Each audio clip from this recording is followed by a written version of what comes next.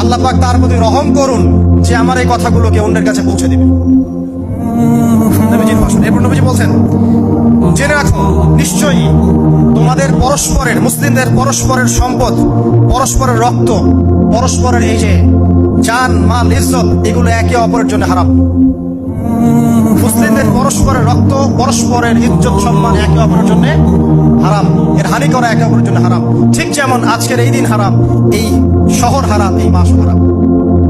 নবী করিম সাল্লাল্লাহু আলাইহি ওয়াসাল্লাম বলছিলেন, জেনে রাখো তিনটা বিষয়ে যেন তোমাদের অন্তর কখনো খেয়ানত না করে।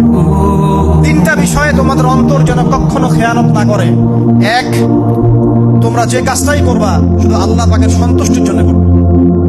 তোমরা যে কাজই করবে শুধু আল্লাহর সন্তুষ্টির জন্য করবে। তোমাদের শাসক বর্গের কল্যাণ কামনা করবে। তোমাদের শাসক বর্গের কল্যাণ কামনা করবে।